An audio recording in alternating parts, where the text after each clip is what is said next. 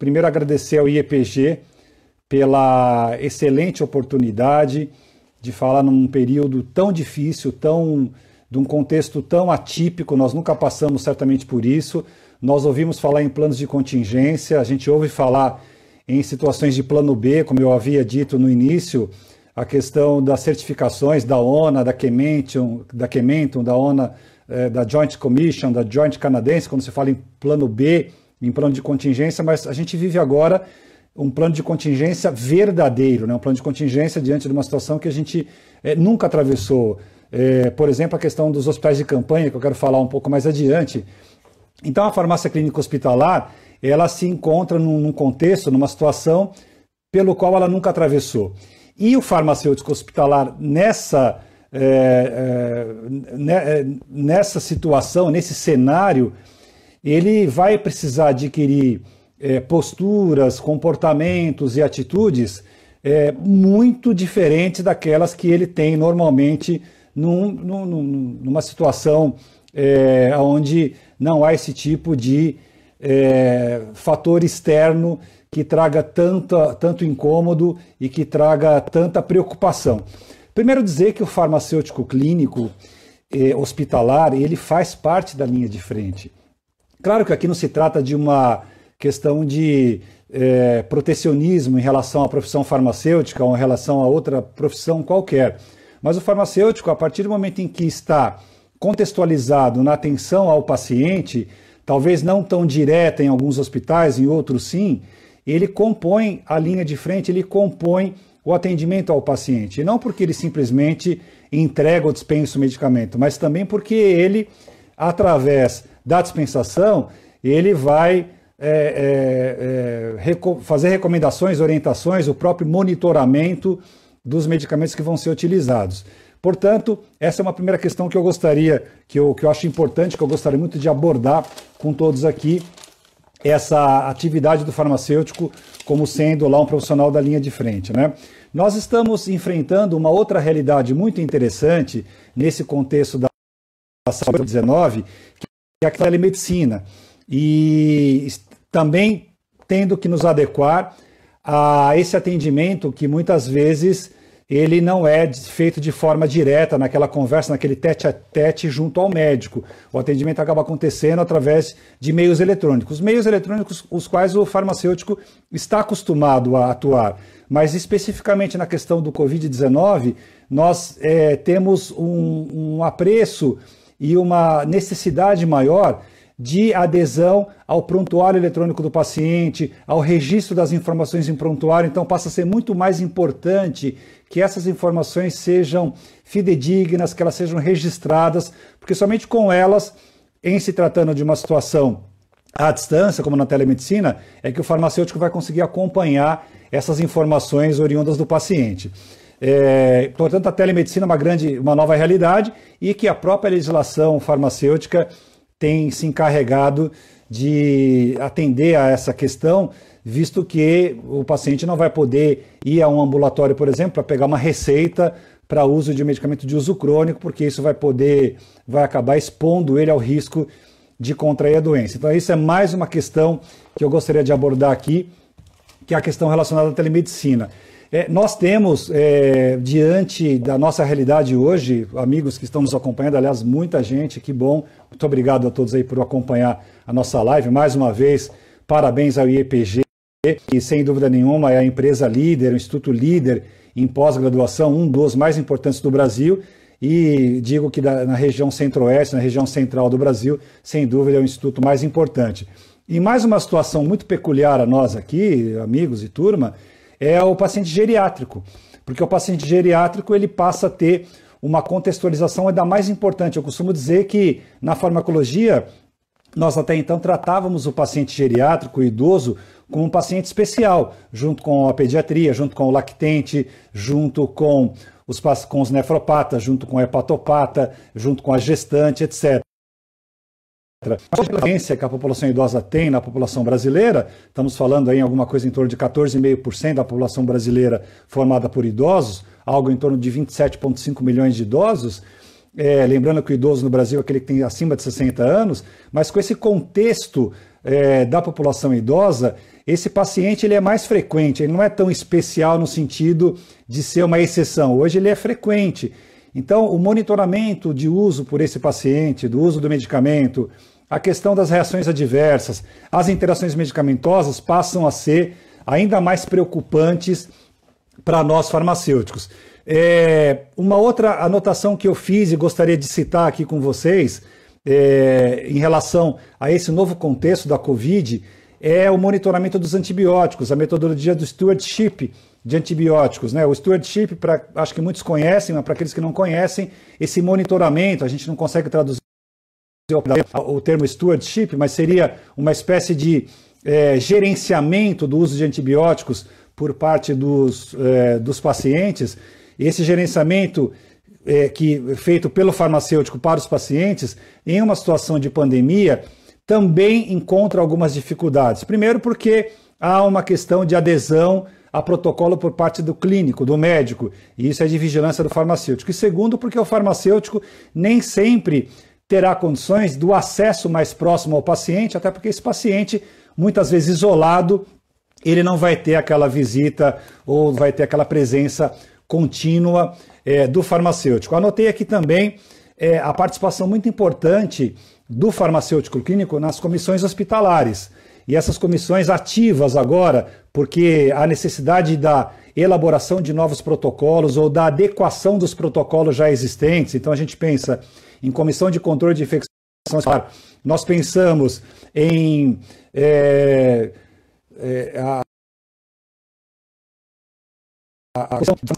com a lista padronizada, nós pensamos também na equipe de nutricional, um protocolo de quimioterapia, e esse paciente ele está em uma situação de isolamento,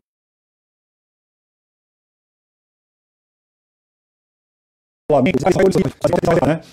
Portanto, a questão do plano de contingência. Eu vou citar aqui algumas questões muito importantes e rechear aqui nossa conversa. Colaborem, participem com perguntas, com comentários, como já estou vendo alguns aqui, aliás, muitas pessoas conhecidas aqui. Um abraço aí para Carolina Moll, para Ana Silveira e os colegas aí que estão acompanhando aqui a nossa live. Dizer mais uma vez que a Suzana acabou de entrar, que é um grande prazer estar mais uma vez aqui falando, e esse é o papel também de um profissional de saúde, ele multiplicar a informação. O profissional de saúde que coloca à disposição para fazer uma live, que se coloca à disposição para fazer uma apresentação, ele não tem o intuito, talvez algumas exceções, de estar adotando uma posição de estrelato, uma posição, pelo contrário, ele faz aquilo que é inerente à sua profissão, que é fundamental, porque ser farmacêutico também é multiplicar a informação, também é orientar as pessoas através desse tipo de informação num período tão difícil. Portanto, muitas vezes existem críticas no sentido de que, mas o farmacêutico não aparece, só se fala do médico e etc. Mas nós temos que aproveitar essas oportunidades para trazer a informação aqui através de uma live, ou você através do contato que você tem na sua comunidade, na sua família, até porque a gente vive hoje num contexto da universidade do WhatsApp, as pessoas confiam mais no WhatsApp, mais nas informações que vêm pelo WhatsApp, do que na revista Lancet, na revista Nature, nos guidelines dos grandes hospitais do mundo inteiro. Então a nossa preocupação, essa necessidade de transmissão da informação, ela é muito importante. Então anotei aqui algumas questões fundamentais para os farmacêuticos clínicos, né? Primeiro, se manter ativo e participativo na elaboração dos protocolos clínicos. Então, o farmacêutico clínico hospitalar, ele é mais um elemento fundamental junto às equipes no que diz respeito ou à reavaliação ou à elaboração de protocolos clínicos. O farmacêutico clínico entra no protocolo clínico com as orientações relacionadas à reação adversa, a interações medicamentosas, ao aprazamento, à concentração, via de administração, ao monitoramento. Então ele é um profissional muito ativo. Agora, dificilmente alguém vai bater na porta da farmácia e vai dizer assim, você tem que ter a proatividade. tem que ter a iniciativa. E uma palavra que está muito em moda hoje, o empreendedorismo. Empreender significa isso também, você buscar, você criar a situação, né? Como diria Geraldo Vandré, famoso compositor lá dos anos 70, que sofreu muito com a ditadura, ele dizia, né? Quem sabe faz a hora, não espera acontecer. Então nós temos que fazer a hora para que as coisas aconteçam efetivamente. Uma questão importante do farmacêutico clínico também relacionada aos recursos humanos. E aí há uma sensibilidade, há um cuidado que nós devemos tomar dentro dos hospitais. Primeiro, cumprimento da etiqueta respiratória. Então, os fluxos dentro da farmácia hospitalar, respeitando a etiqueta respiratória. Nós sabemos que muitas vezes, grande parte das farmácias hospitalares no Brasil não tem aquela área, aquela dimensão da forma que nós gostaríamos. Muitas vezes uma área onde o contato acaba ficando muito próximo. Então é importante evitar, estabelecer fluxos onde as pessoas consigam desenvolver o seu trabalho sem que necessariamente haja aglomeração, se isso for possível. Muitos podem dizer, mas Gustavo, eu trabalho no hospital onde a farmácia ela tem, sei lá, 30 metros quadrados, 40 metros, e que é, infelizmente, a realidade de muitos hospitais no Brasil. Mas o que nós podemos fazer, então? Tentar adequar os fluxos, talvez até fazendo algum tipo de alteração no sistema de dispensação para 24 horas, para ter uma redução menor de vai e vem dentro da farmácia, e etc., né?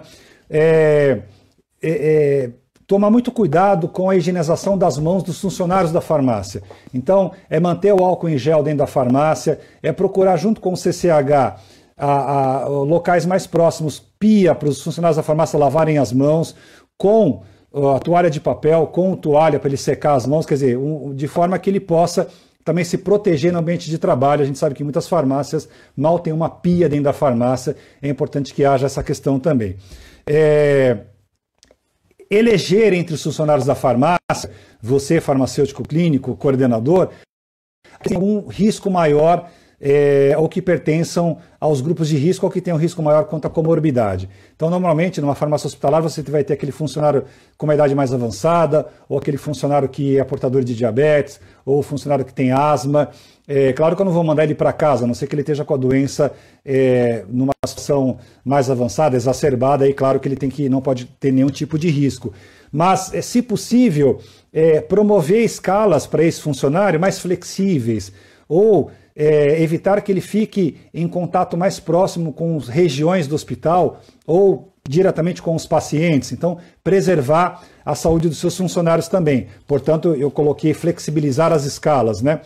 Na questão logística, muito importante, dentro da farmácia hospitalar, a atividade do farmacêutico, e aqui mais um recado importante, quando você se propõe a ser um farmacêutico hospitalar e você busca, dentre os seus objetivos, a atividade clínica, entenda que o farmacêutico hospitalar, dentro de todo o âmbito de atuação que ele tem, que é inerente à atividade dele, ele também vai atuar na logística, ele também vai atuar na dispensação, ele também vai atuar eventualmente na manipulação ou na diluição de quimioterápicos, ele também vai atuar na farmacovigilância, enfim. Ser farmacêutico hospitalar não é ser exclusivamente farmacêutico clínico. Eu posso ter o objetivo na clínica de desenvolver, que é o que a gente vê muitos colegas fazendo isso hoje, mas lembrar que a atividade clínica ela está dentro do compêndio da atividade hospitalar. E nesse compêndio eu destaco aqui a atividade de logística. Atividade logística. E essa atividade logística em tempos de pandemia, o que a gente tem que ter cuidado?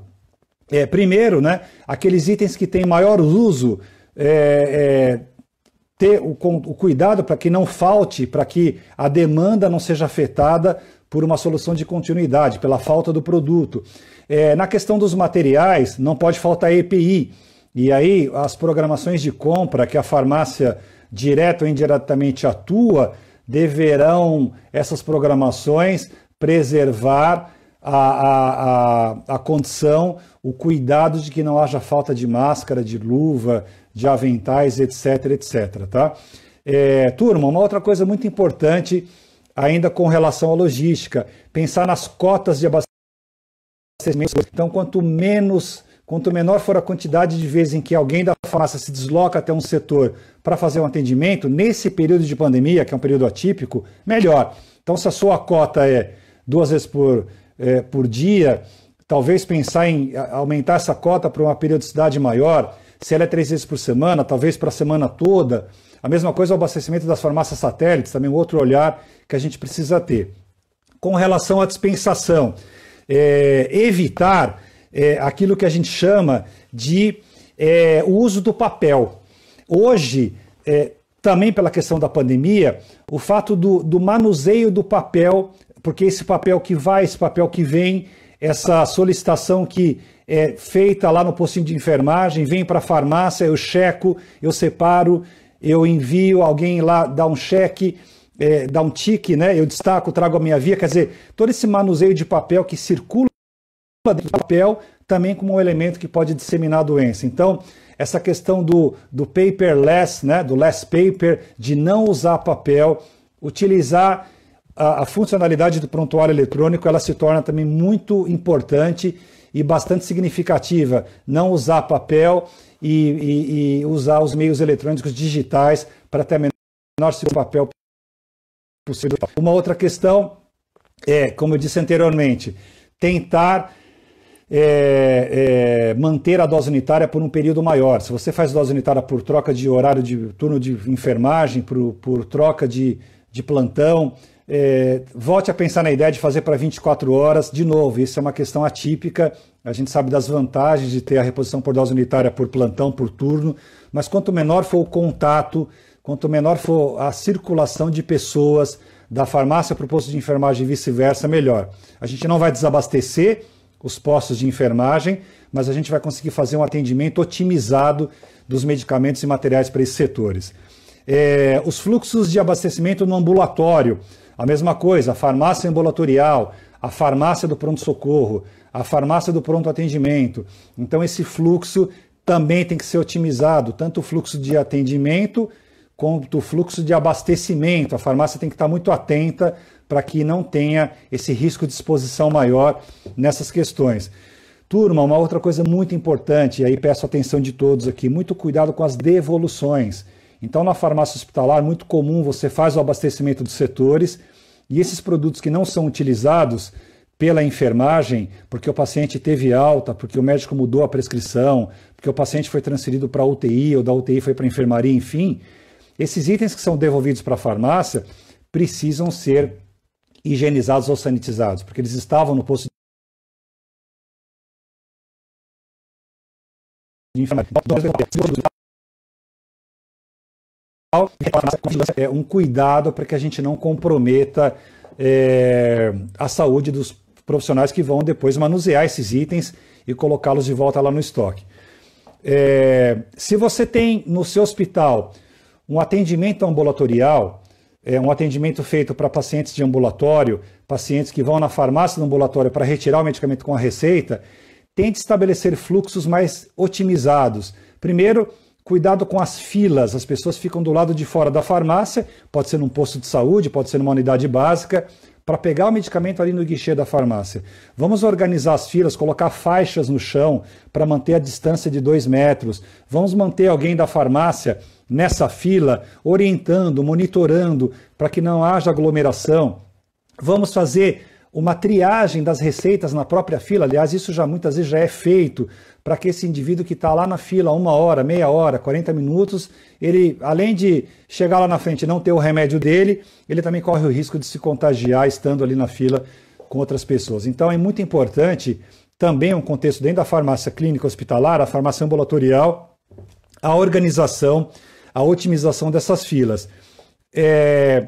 Eu vi, achei muito interessante no hospital em São Paulo, que eu fui fazer uma visita agora durante a pandemia, um projeto de consultoria que realizei no hospital cirúrgico, mas aí tivemos que ter uma atenção para um hospital ambulatorial também nesse projeto, a colocação de cestas. Então, na farmácia, no guichê, onde faz o atendimento, as pessoas colocam a receita na cesta, a farmácia puxa, faz o contato nesse momento. O contato nesse momento, ele é dispensável. Lá na frente, o contato volta a ser importante, o cumprimento, o aperto de mão, a saudação, mas nesse momento é a gente zelar pela saúde, até porque muitas vezes as pessoas que a gente atende ali são pessoas de uma idade mais avançada e a gente precisa para que essas pessoas não corram nenhum risco, justamente no momento em que elas vêm retirar o seu medicamento, né? Na farmácia clínica, mudou o perfil de pacientes que são admitidos nos hospitais hoje? Mudou. Veja que nós chegamos a números, por exemplo, no estado de São Paulo, onde 90% das UTIs estão ocupadas por pacientes infectados pelo SARS-CoV-2, pela Covid-19. Ou seja, o perfil epidemiológico, o perfil nosológico, o perfil de pacientes que hoje estão admitidos nos hospitais, ele se tornou diferente. Portanto, o perfil farmacoterapêutico, o perfil de consumo também foi alterado.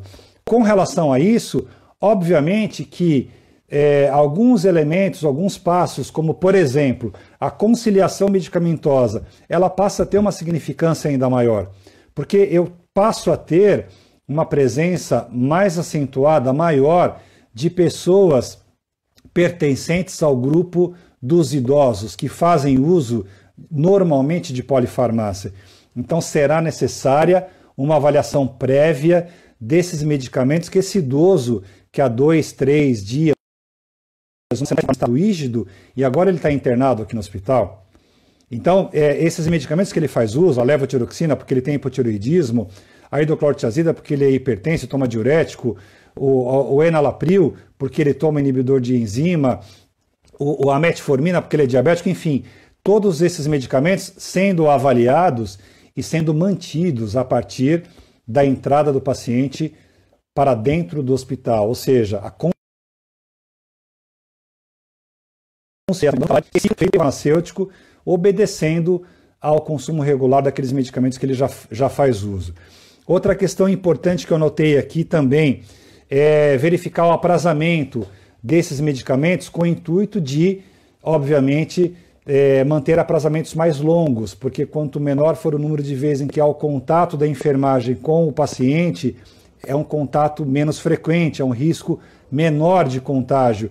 E a gente tem assistido com muita preocupação e muita tristeza o grande número de profissionais da enfermagem contaminados pelo vírus, pelo SARS-CoV-2. Talvez essa possa ser também mais uma forma nesse contato. Anotei aqui também a questão do monitoramento das interações medicamentosas. E aí chama atenção para esses medicamentos que vêm sendo utilizados com maior frequência, como é o caso da azitromicina, através de recomendação do governo federal, com a hidroxicloroquina, os corticoides que vêm sendo usados em grande quantidade, as drogas anti-inflamatórias, os medicamentos com ação anticoagulante, ou seja, medicamentos que têm, por característica natural, uma grande incidência de interação medicamentosa. Então, o farmacêutico vai ter que estar mais atento ainda a essa maior prevalência de interação medicamentosa em pacientes internados, admitidos com SARS-CoV-2, com Covid-19, para que ele possa, então, adequar essa prescrição, fazer a intervenção farmacêutica no sentido de evitar problemas maiores. Mais uma vez, e aí não querendo ser repetitivo, mas sendo, como diria o Jô Soares, atenção aos protocolos. O farmacêutico precisa participar dos protocolos, ele precisa requisitar a sua participação, ele precisa ser membro das comissões, dos comitês, dos grupos que são formados para revisão de protocolo. Isso é uma função também do farmacêutico. No caso dos antibióticos, eu comentei lá do stewardship, o descalonamento, a adoção de antibiótico terapias que respeitem o protocolo de antibióticos do hospital. Haja vista que, em fase avançada da Covid-19, esse indivíduo vai normalmente ser acometido de alguma infecção bacteriana. Então, sendo uma infecção bacteriana, em adesão ao protocolo, ele vai passar a fazer uso, certamente, de algum antibiótico que conste no protocolo do hospital, que seja um beta-lactâmico, que seja um macrolídeo, que seja um carbapenêmico, que seja uma quinolona, que seja um glicopeptídeo, dependendo de qual infecção, normalmente se for uma pneumonia comunitária, ou uma pneumonia hospitalar, levando em consideração que ele vai estar muitos dias na UTI, esse antibiótico com acompanhamento também do serviço de farmácia, a gente não pode esquecer disso.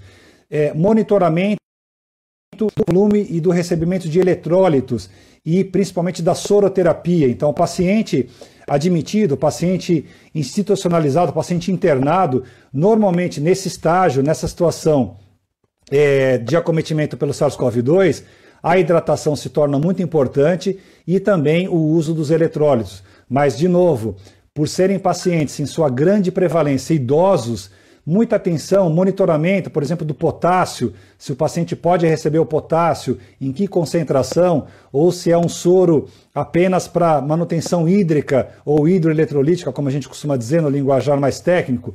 Então, essa atenção do farmacêutico para esse paciente que está recebendo o eletrólito. E ainda também lembrar nas terapias, nos protocolos para o tromboembolismo venoso. O paciente vai ficar 20, 30, 40, pacientes que ficam 50 dias na UTI, então vai ser necessária a utilização de algum esquema para prevenção de tromboembolismo, e essas drogas passam também a fazer parte do contexto de atuação do farmacêutico, haja vista o monitoramento que tem que ser feito quanto a tempo de proteína, quanto a INR, quanto também a possibilidade de interação medicamentosa com outras drogas, enfim, uma situação também que vai requerer uma atenção específica do farmacêutico.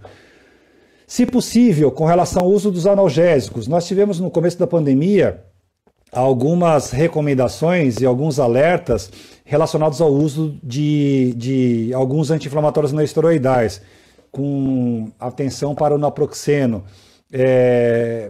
Embora os estudos que foram feitos logo em seguida não tenham encontrado nenhum tipo de contraponto, de contraposição no uso dessas drogas, por uma questão de precaução, no caso dos analgésicos, nós temos recomendado os guidelines, eu estou me baseando no guideline da American Society of Health Pharmacists, que é a Sociedade Americana de Farmácia Hospitalar, de que seja priorizado o uso do paracetamol. Os americanos não usam dipirona. Então, como aqui no Brasil a gente usa bastante dipirona, a gente poderia colocar a dipirona e o paracetamol, se possível. É diferente de nós, por exemplo, em um paciente que faça uso de enalapril, captopril, pedir que ele mude, porque também houveram algumas questões lá no início da pandemia, dizendo que pelo aumento da expressão dos receptores de AC2, os receptores de conversão de angiotensina 1 e 2, do tipo 2 nesse caso, poderiam aumentar a expressão desses receptores. A gente vai lembrar que os AC2 são justamente, o AC2 é justamente aquele receptor através do qual se conecta através da sua ponta, da ponta do receptor do tipo S, na célula, através do receptor AC2, se recomendou a princípio que não fossem utilizadas essas drogas. Mas, como também não foram encontradas contra-argumentações suficientes para que fosse retirado esse produto ou proibido, os pacientes continuam usando, que é muito mais importante a adesão a um protocolo de antihipertensivo, tomando lá o captopril, nalapril e etc., linezolpril e outros, do que deixar de usar. Mas no caso dos analgésicos, a gente consegue fazer esse manejo de não utilizar naproxeno principalmente, e de se utilizar o paracetamol e a dipirona. Muita atenção com a farmacovigilância. Por quê? Porque nós estaremos trabalhando com um perfil, um perfil de idade e perfil de pacientes não tão comum nos hospitais. Eu digo com relação à frequência. E o idoso, ele tem uma suscetibilidade maior aos medicamentos do que uma pessoa, um jovem adulto, por exemplo. Consequentemente, a possibilidade do idoso desenvolver reação adversa, ela vai ser maior. Ela vai ter um aumento exponencial.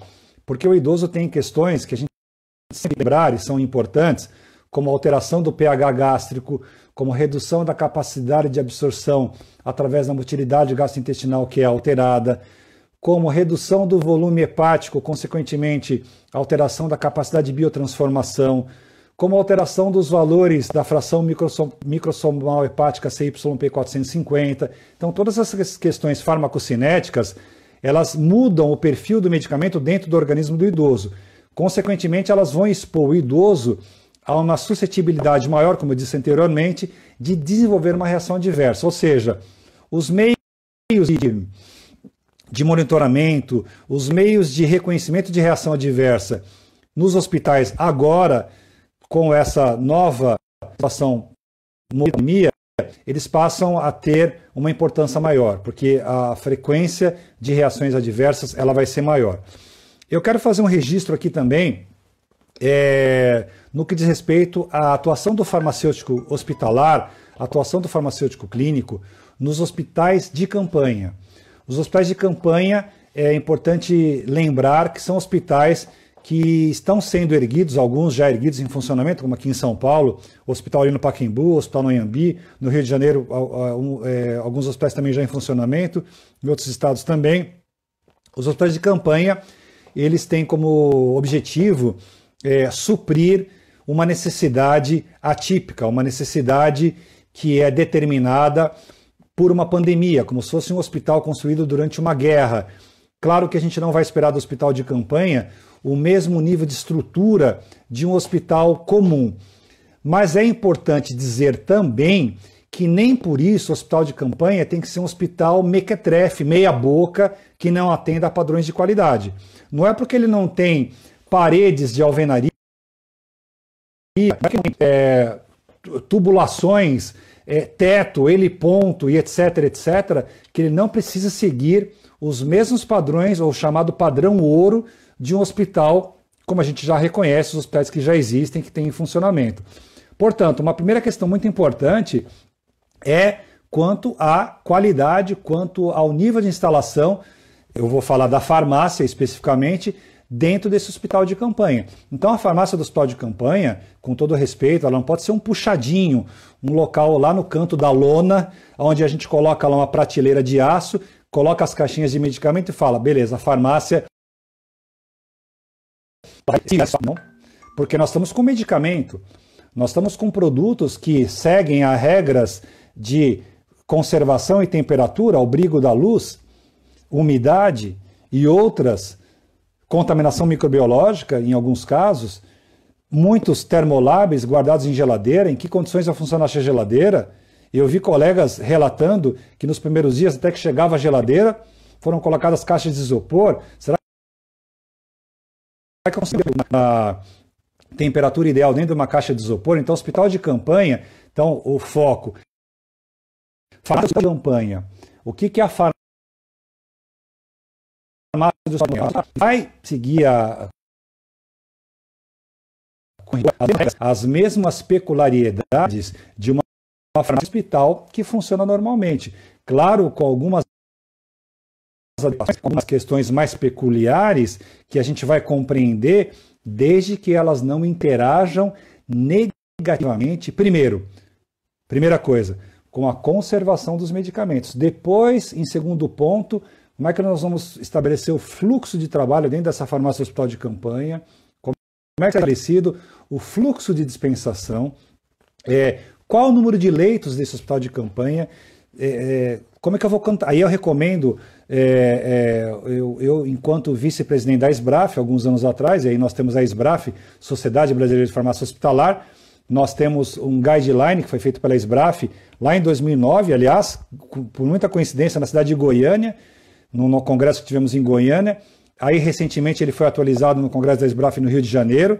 Então nós temos, a SBRAF tem um guia onde ela determina qual a quantidade ideal de farmacêuticos para cada X número de leitos. Qual a quantidade ideal para o número de auxiliares de farmácia para cada X número de leitos. Então, depois eu vou deixar aqui no final o meu WhatsApp e o meu e-mail, posso depois passar para aqueles que tiverem interesse esse guia em PDF atualizado. Então, primeiro, o número de leitos. A farmácia está compatível ao atendimento para esse número de leitos do hospital de campanha? De novo, o hospital de campanha não é um hospital de segunda linha, meia boca. Não é porque ele é um hospital de campanha que ele tem que ser um hospital, não é um acampamento. É isso que eu quero dizer. Tá? E a gente sabe que as entidades governamentais têm tido muito cuidado com isso. Pelo menos o que a gente tem observado nos hospitais de campanha no Brasil, que eles têm seguido, sim, essas recomendações de padrão ouro. Mas caso não sigam, porque as notícias vão fluindo, que isso seja denunciado. E no caso, precisa estar atento para que essa farmácia siga o mesmo padrão ouro do hospital de campanha. Ao atuar no hospital de campanha, também uma outra questão importante, a gente não pode esquecer que esse hospital de campanha ele vai ter uma relação de itens padronizados específica para esse tipo de atendimento. Ou seja, quando nós aprendemos a fazer uma lista padronizada, quando a gente aprende ou quando a gente começa a utilizar o RENAME, a Relação Nacional de Medicamentos Essenciais, para a partir dele, pelo DCB, construir uma lista padronizada de acordo com as peculiaridades do hospital, a gente também tem que lembrar que por ser um hospital com um perfil muito específico, os itens que ali vão constar devem atender a todas essas especificidades, principalmente quanto à questão da criticidade dos itens que são utilizados ali. Como eu falei, corticoides, anticoagulantes, anti-inflamatórios e principalmente os antibióticos. São itens muito comuns aos hospitais de campanha, drogas vasoativas, muito comuns aos hospitais de campanha. Agora, itens que talvez não sejam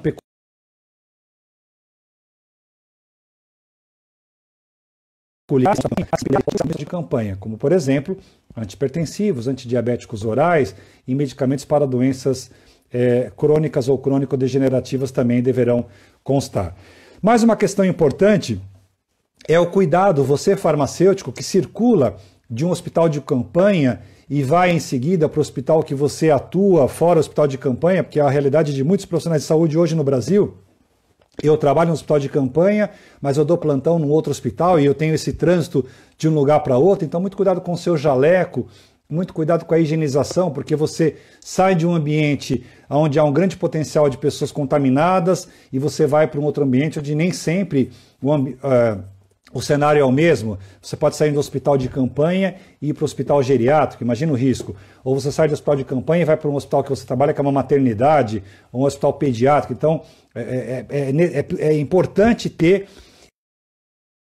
esse respeito a essa circulação. Bom, em ideias gerais, essas são as recomendações para o farmacêutico clínico no cenário da pandemia. Eu quero, nessa parte final aqui, lembrar algumas questões muito importantes do perfil desse farmacêutico clínico nessa situação da pandemia e gostaria muito de pedir a atenção de todos e depois aqui novamente as perguntas e participações das pessoas, né? Primeiro, empreender. Então é uma situação atípica, é uma situação diferenciada, é uma situação que vai te colocar sob pressão, vai te colocar na parede e vai fazer com que você, como farmacêutico, você com o potencial que você tem, empreenda, pense novos métodos de dispensação, novos fluxos, enfim, contribua efetivamente nos protocolos, como eu tenho dito. Empreender nesse tipo de situação é muito importante. Segundo, você farmacêutico no hospital de campanha, você farmacêutico no hospital que você atua, você é um profissional de muita credibilidade, então você tem que zelar pela sua credibilidade. E como é que eu zelo pela minha credibilidade? Me preparando, lendo, me atualizando, conhecendo tudo o que está acontecendo sobre essa doença, os dados. É uma doença nova, turma. Os coronavírus foram descobertos em meados dos anos 60, são 4 que normalmente infectam as pessoas. A segunda causa de resfriado comum, a primeira é por rinovírus, a segunda é pelo ribovírus, que é o coronavírus. Lembrando que existem 3 tipos de vírus, o ribovírus, o desoxivírus e o vírus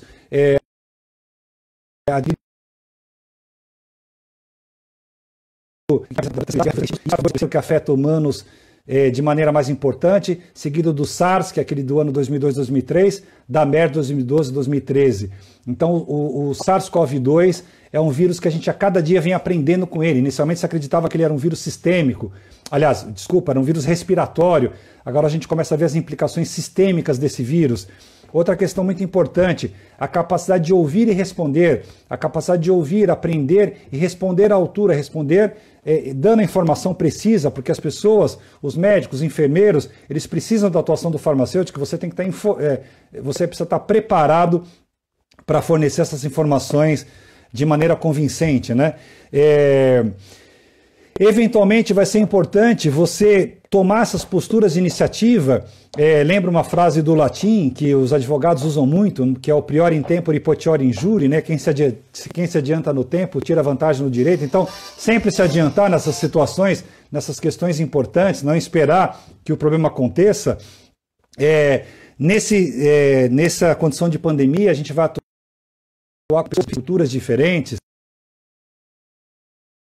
De repente você trabalhava no hospital, você trabalha no hospital que o perfil era um tipo de paciente, era um tipo de faixa etária, até mesmo a questão social, e agora, através das próprias medidas governamentais, os hospitais privados vão ceder leitos para o Sistema Único de Saúde, consequentemente vai mudar um pouco o perfil de pacientes que você atende, mas você é um profissional de saúde, você tem que estar habituado com toda essa circunstância nova. Então, o farmacêutico clínico, novamente, ele tem a grande oportunidade agora, nessa pandemia, talvez da pior forma possível, de se mostrar, de se colocar à disposição de maneira valorosa para contribuir, não para que ele seja o melhor da equipe, não existe o melhor, existe aquele que é o necessário. Então, o farmacêutico como elemento necessário para prover saúde, para melhorar a qualidade de vida do paciente. Novamente, eu queria parabenizar o IEPG que atua na formação de profissionais farmacêuticos no Brasil. Dizer que é muito importante para o farmacêutico que pensa em trabalhar na área hospitalar e na área clínica após graduação, haja visto que hoje todos os hospitais exigem a pós-graduação com habilidade clínica. Isso é uma questão que faz parte dos selos de certificação da ONA, da Joint, da Deutsche Canadense, do Chemento, do CQH e etc. A formação privilegiada através de uma especialização, de uma pós-graduação, coroada depois com a atuação dentro da farmácia clínica hospitalar e, claro, depois buscando aperfeiçoamentos. Me preocupa muito hoje ver pessoas que jamais frequentaram um curso de pós-graduação na área clínica hospitalar e que, de repente, têm esse desafio e acabam encontrando algumas dificuldades naturais por não terem um preparo anterior. Assim como me preocupa também pessoas que falam sobre farmácia clínica sem sequer terem vivido dentro de um hospital. Isso a gente vê, inclusive, fazendo meia-culpa na área do ensino. Eu vejo pessoas que hoje sequer fizeram farmácia clínica na vida. Colocam aventais, colocam ternos, colocam gravatas, camisas lindas e nunca deram um plantão de 24 horas no hospital. E vão falar de farmácia. Então isso me preocupa muito, muito mesmo. Tá? Então, buscar a excelência, buscar o conhecimento, e é isso que o IEPG, é isso que o Instituto de Pós-Graduação faz, propiciar a nós essa melhora da nossa qualidade, da nossa excelência, para que a gente possa, sem dúvida nenhuma, oferecer os nossos recursos, oferecer o que a gente sabe em prol do paciente. O farmacêutico clínico não é o indivíduo mais importante da equipe. O médico também não é o mais importante. A enfermagem também não é o mais... Todos são importantes. Tá? E me lembra aqui o meu amigo José Ferreira Marcos, que aliás foi o meu presidente na época de SBRAF, os padrões mínimos da farmácia hospitalar, da SBRAF, que eu vou mandar para vocês, o PDF, tá? Assim que terminarmos aqui. Então, queria agradecer mais uma vez ao Elma, ao pessoal da IEPG, a Poliana, a todos aí pela oportunidade. O meu WhatsApp é o 11 93348 7020, 11 948 7020. O meu e-mail é bem simples, é gusfarma@hotmail.com. Gusfarma, de Gustavo Farmacêutico, com F mesmo, gusfarma@hotmail.com. Queria agradecer mais uma vez, nosso tempo aqui no Instagram está se encerrando, infelizmente, mas volto numa outra oportunidade, se for me dar esse privilégio de falar com vocês sobre a importância do farmacêutico clínico em tempos de pandemia, em tempos de SARS-CoV-2. Um grande abraço para vocês, fiquem em casa se puderem, quem não puder, quem tem a necessidade de trabalhar e faz parte dos grupos que precisam trabalhar, mas mantenham seus familiares em casa e acreditem, a gente vai sair dessa sim. Muito obrigado a todos, fiquem com Deus, um grande abraço.